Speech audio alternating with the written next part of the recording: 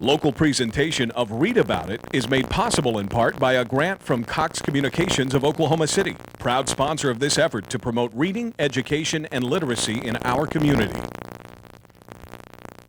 The following public service program is brought to you by the Metropolitan Library System.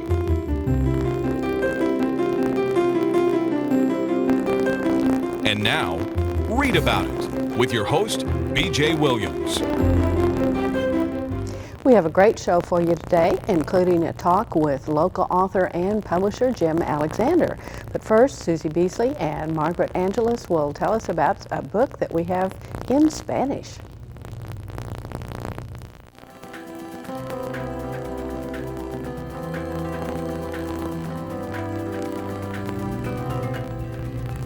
Margaret, what can you tell me about this book, Baby General, Genius Baby by Dr. Richard Wolfson? It has different chapters throughout the whole book about the baby's physical and emotional development, from newborn to 15 months. It has different activities they can do, how to socialize with other kids, grandparents, how grandparents can play with the kids. Throughout the whole book, it has different things about when they should be walking around, what to feed them, different activities they can do to help them build stronger bones. For instance, laying them on their stomach so their back and their neck can get stronger. What kind of toys they could play with. Well, this is a parenting book and is geared for, I think you said 0 to 15 months. And the features you mentioned, they're color illustrated and they give you kind of a guideline as far as the developmental stages of the baby. As a new parent, and reading this book, is it laid out pretty good as far as the terminology and the language? And it is in Spanish. It's in Spanish. And it's in Spanish, so it's geared for Latino and Hispanic parents to increase their education of how to help with the children and the babies and everything. You mentioned the grandparents, and that is a lot of that since in the Hispanic culture is extended family, so you have the grandparents and sometimes great-grandparents taking care of the newborns. So this would be something that would be for them also. The whole family. What else can you tell us about this book? You brought it here for us because you felt like that it was really important. Like I said, it has, I feel like it's important because you want to know what your baby around the couple of months he or she is in, what they should be learning. It also has questions from parents and answers, gives you advice, and it gives you topics about TVing also. And I think some parents who don't have family members and who don't have pediatrician friends to talk to, they have information in that book they could read about. So some of the other things we have in the system that would be good related topics would be like videos? There's videos. There's also other books about it in Spanish. In Spanish. And some of them also have CDs that go with it. And we're also getting ready for a family place activity at Capitol Hill Library too, workshops. Well, we really appreciate you coming and sharing with us. BB Genius, called Genius Baby by Dr. Wolfson, available at your local library and perhaps your local bookstore. And this is in Spanish. Hi, I'm Donna Morris, Executive Director of your Metropolitan Library System. You know, experts tell us it's never too early to begin reading to a child. If you spend just 20 minutes a day reading to a child, you're not only building a bond that lasts a lifetime, but you're helping that child to prepare to learn how to read. Visit us at the Metropolitan Library System and let us help you select just the right books for you and your family. And be sure and visit our website at www.metrolibrary.org. I'm here with Doug Benton, and Doug, summer's over. It is. It's autumn. No more light reading. Well, no more summer reading. that won't stop me. Well, I want you to imagine that the most powerful nation on earth has decided to take revenge for a loss it suffered some time ago. And it's going to take this revenge against a small group of cities that don't seem to be very powerful and certainly never really can get their act together. Impossible. I can't imagine. You can't imagine a thing like that. and that this most powerful nation is going to rely on overwhelming force, shock and awe, the whole bit. I'm not really talking about the 21st century. Absolutely no relation to any events happening recently. But this actually happened in 480 BC when the Persian king Xerxes decided that he would revenge the loss the Greeks had inflicted on his father some 10 years before. And it took him a year to get his army together. It took him several more months for it to actually it took days for it to walk past just one spot. If you stood along the road and watched his army go by, you could stand there for a week or more watching it move by. And he moved into Greece, a number of cities faced with hundreds of thousands of men said, all right, we give up. Yeah. Those that didn't, he just sort of rolled over and sacked. But this was the year that the 300 Spartans were massacred at Thermopylae. They were holding up the Persians, and the Persians fought the Athenians at a sea battle at the same time, which was a draw. Then they moved on down to Athens, and they sacked Athens. And a couple of days later was the Battle of Salamis, which is what I'm talking about here. Barry Strauss, professor of history and classics at Cornell University, has written what he calls the Battle of Salamis, the naval encounter that saved Greece and Western civilization. Now, the Greeks, the Athenians they were a democracy. It's hard to get a democracy to do anything, but Themistocles, probably one of the most adroit politicians the world has ever seen, managed to persuade not only the democratic Athenians, but the Spartans and several other city-states to get together to actually build a navy. They started on this. They knew Xerxes was coming at least a year in advance, and managed to defeat him at the Battle of Salamis, where they were outnumbered 3-1 by the Persian ships. So you'll have to read the book, I guess, to find out just how he did it. It's a well-written book. Strauss is an authority on ancient warfare, so you get a real feel for what it's like to row a trireme in battle and out of battle. And he does explain why this is a very important battle as well. Unfortunately, I don't have time to go into all of that because Kids Corner is coming up next. Okay. And we've got Kelly Rhea and Heidi Johnson will be telling us about a book for our young people.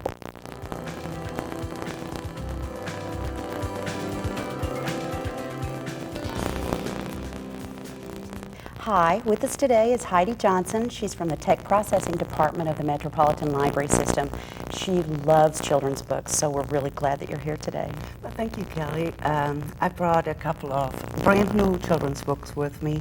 They're pretty much for small children, to the ones that just start reading or that still have stories read to them by their parents or by friends or whoever.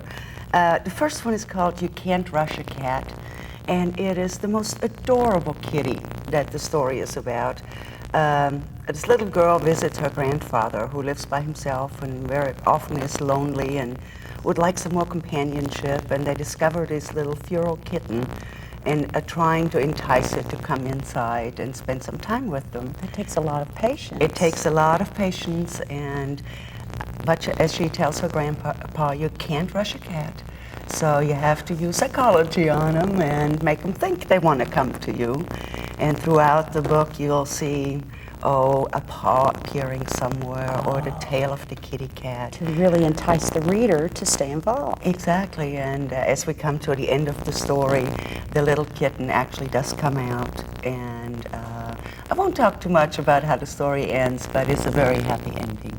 Beautiful. And tell me about the illustrations. The illustrations are just very adorable. They have a lot of beautiful nature depictions, beautiful colors, really draw you into the story. And naturalistic kind of pictures, I noticed. Right, and also there's this very cute illustration of the refrigerator. It has all of these little kitty cat Post-it notes on the refrigerator. Down low where the kitties can see them? Where the kitties can see them, and close to the food bowl. So it's just very adorable. And hopefully everybody will turn the page along with the story and seeing what happens with the little kitty cat at the very end. Oh, that sounds wonderful. You Can't Rush a Cat. I'll have to look for that. Tell me about the second book that you brought. The second book that I brought is called Our Nest, and it is in a story in rhyme. And it starts out with you comfortable in your own bed, enfolded in the arms of your loving parent, and talks about that this is your nest at home. And then it talks about various other nests. It talks about a kitten that made a nest in a laundry basket, or a little mouse that found a home underneath a pot, overturned pot somewhere. And from there, it always takes a larger view. It goes on to the backyard, and there it shows what creatures live in what nest where. Oh, it sounds delightful. You It can't is. tell us any more yet. We want everyone to read these. It's called You Can't Rush a Cat was the first book. It's by Bradford. And the second one is called Our Nest, and it's by Lindbergh. So look for these at your local library or your favorite bookstore. Thanks, Kelly and Heidi. And now, Doug, it looks like you've brought a book. Yes, it's not war, but it's crime, Oh, which well, is war on a smaller okay. scale, I guess, especially with this guy. This is, the book is called Bad Boy. In the hardback edition, which we have in the library, the full title is Bad Boy from Rosebud, which is where Kenneth Allen Macduff was from, Rosebud, Texas, very small town. And he was known all his life as the bad boy, and he just got worse. He's actually a pretty infamous, I guess is the word, character down in Texas. isn't he? Absolutely. He, when he was a very young man, he was on parole for a string of robberies that he had committed in his hometown. And while he was on parole, he murdered 3 teenagers in a particularly gruesome way. They're referred to as the broomstick murders because he strangled one of them with a broomstick. Yeah, stood on it. So he ended up going back to prison, and he was put on death row. And this is about the time that the Supreme Court said that the death penalty was cruel and unusual, so his sentence was commuted to life in prison. And then the judges in Texas decided that there were too many people in the jails and they needed to start paroling them. So he got parole. Now he's gone from death row to parole. It was 23 years in prison, and I guess they decided that was long enough until he got out and murdered 5 more people. Well, he hadn't killed anybody while he was in jail, had he? No, absolutely not. Not while he was in prison. But he was not a model prisoner. He was not a good prisoner. Well, while he you know was them in. Texans. Yeah, you know, that's to his advantage, I guess. But in fact, you may remember in the late 90s, a woman was kidnapped from a car wash in Austin, Texas. That was Colleen Reed, and that she was one of Macduff's victims, and that started a whole chain of copycat kidnappings around the country. People were being kidnapped from car washes. But he did exactly the same thing, found the same kind of accomplice to help him that he had had in his first crimes. But anyway, the state was outraged at this man being released from prison when he had already committed 3 ghastly murders. And that's when people really started using the death penalty pretty strongly down in Texas after Macduff's crimes. But it's a fascinating book. The book is by Gary Laverne, who had previously written a book called Sniper in the Tower about Charles Whitman. He works for, the author works for the University of Texas, so he's right there in Central Texas, and he's able to do fabulous research on these things. And he's a very good writer to boot, very suspenseful. The book is very suspenseful, even though when you read true crime, you know how things are going to end up, unless it's a Jack the Ripper kind of thing where there are no guilty suspects brought to justice at the end of the book. But it's called Bad Boy, or also called Bad Boy from Rosebud in the hardback edition. It's an interesting story. Thanks, Doug. Coming up next, we've got Heidi Port talking with one of our summer teen volunteers, Maddie Weens. She'll be talking about a book that I think all young adults will enjoy.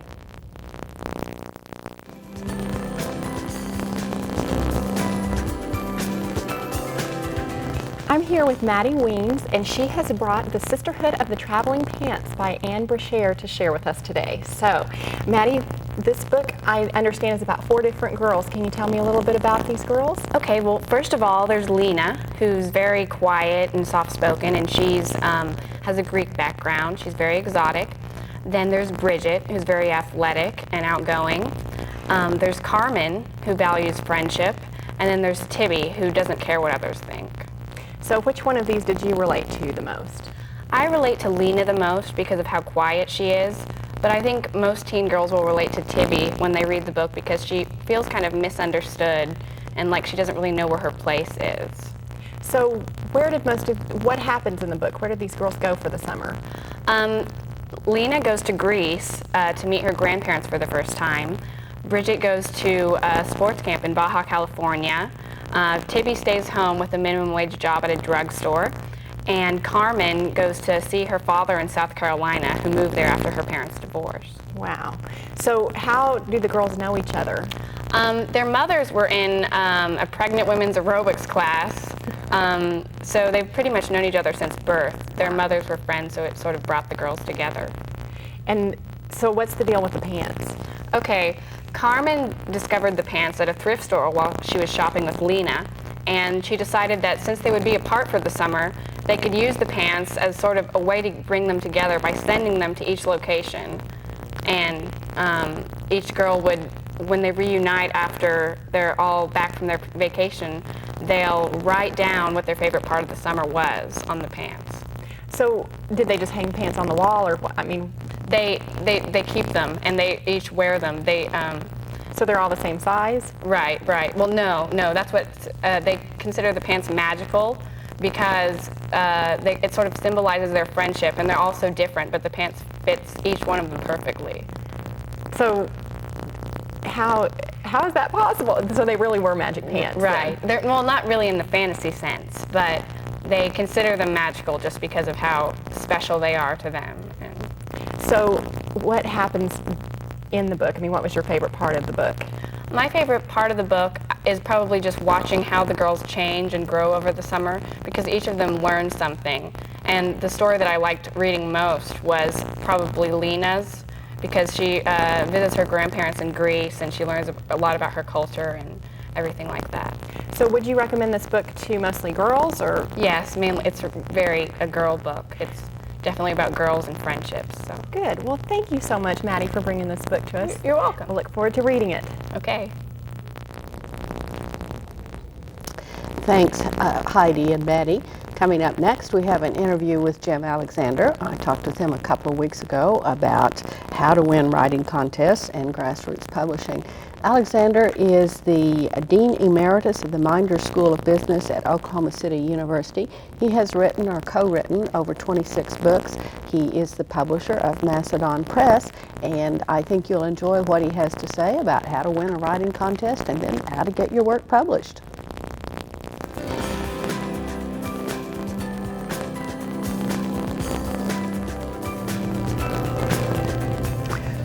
Jim, we're going to be talking about 2 books that you have written, but we'll sort of take them in order. Okay. The first one, How to Win Writing Contests.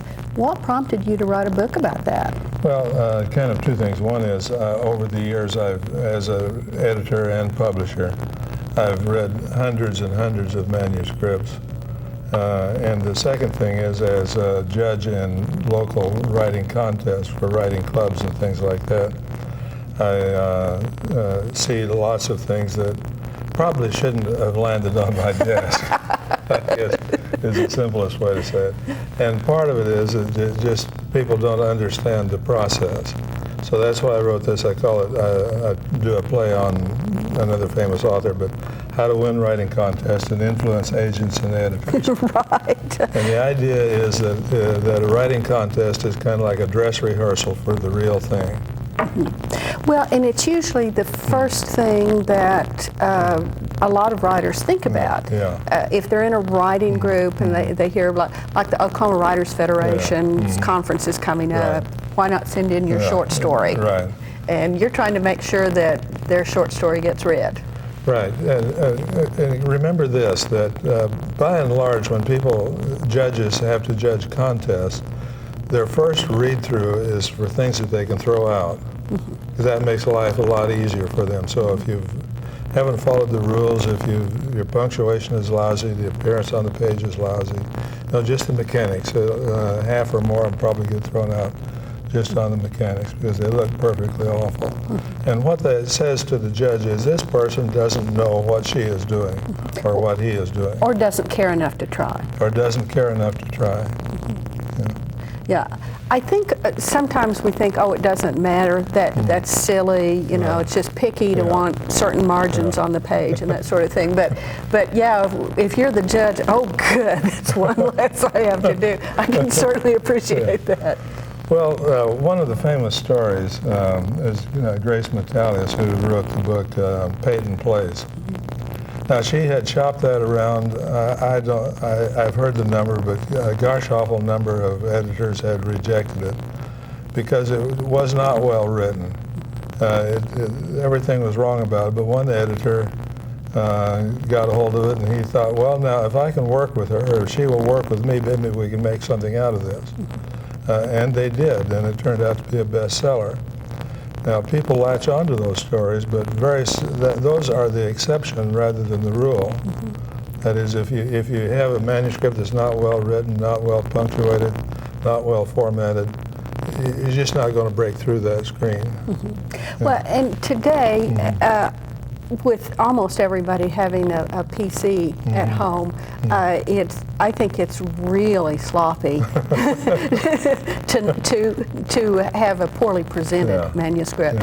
But you also talk about a lot of other things that are involved as well, besides making sure you have the right margins on the page.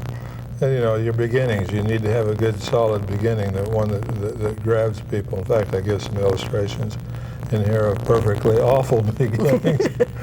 But you want to reach out, and that lead sentence just wants to grab the reader and take him into it. Because ordinarily, again, even on a book of people picking up and leaf through in a bookstore, but in a writing contest, the judge's mind is going to be made up in the very first few sentences. They may get to page 2 or page 3 before they finally quit, but for the most part, either draws them in or it shuts the door. And I have felt that myself. As you said, I open a book in the bookstore, and if that first sentence doesn't make me want to find out what happened next, just fold it up, put it back on the shelf. I'm glad to know judges have the same reaction. Right. So, but you go through pretty much step by step, not just the mechanics of it, but also, as you said, the writing. You're trying to write well. You even talk about putting humor into it if you so desire, and how difficult that is. How to use, that's a good point. Good humor is very difficult to write. And the first rule is that it must be funny to an audience totally unconnected with the event, as opposed to funny to you. A lot of humor that I see is funny only within the immediate family setting. It's not funny beyond that point. And it needs to be structured so you have a build-up, and then, if not a punchline, certainly a zinger right at the end. And it's always fatal to tell people, and then this is where you laugh, isn't it? Or to say they all laughed over that, and we all had a good laugh over that. Right. Now, we've got just a couple of minutes left, but you've won your contest, and you've decided that the big 5 publishing companies are probably not going to be interested, but you think there are people out there who want to buy your book, which leads us to grassroots publishing. How to start your own publishing firm. A remarkable thing that's happened within the last half a dozen years or so is keyed into what we call desktop publishing, because you have your own computer, but I call it grassroots publishing because you can, it doesn't take an awful lot of startup capital to start your own publishing firm. To go to one of the point of delivery or print on demand publishers like Lightning Press or one of those, and you can take your book. For example, I have a fellow that I've known for a number of years. He's professional. And he wanted to expand his work, his teaching and his ministry. And so what we did was ended up gave him the steps, and he got his own numbers and formed his own publishing firm. And so he's selling the book not only directly but through bookstores. But it's not a mass market book. It's on how to conduct a certain type of Christian ministry. And so he's now has his own publishing firm, and as far as I know, he's doing quite well. Well, you can do that with fiction. You can do that with children's stories. You don't have to sit and wait for the publisher to come around in 10 months, 2 years later and say, we don't like this, and then you have to go to somebody else and wait another few months. And if you believe in it, and it doesn't cost but just a few $100s to get yourself in business, and then you now run a business. And in here I talk about forming your business with a business structure, bookkeeping, taxes and licenses, editing, and things like that. Yeah, I thought this was very good. It's short enough that you're not intimidated with it, and it walks you through everything from incorporating to actually selling to bookstores. Right, it's basically an outline. And you should know, because you've been a publisher for many, many years. I want to thank you very much, Jim, for being with us today. Okay, thank you. It's great to be here. I know it is wet, and the sun is not sunny. Hi, my name is Jose Jimenez of your Metropolitan Library Commission. You know, most experts tell us that if you just spend 20 minutes a day reading to your child, you're not only building a bond that lasts a lifetime, but you're also preparing that child to learn how to read. Check with the experts at your Metropolitan Library for suggestions on just the right books for you and your family. And visit us at our website at www.metrolibrary.org. Well, Doug, it's almanac time. Yes, it is. And I've got a date. Well, I'm glad you do, because I didn't get one for this week. Shame on you. Well, you need to work. Right.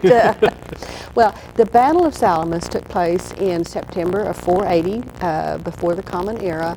The Persians had sacked and burnt the Acropolis in Athens, and it was after that that Pericles built what we think of as Athens, the Parthenon and everything like that.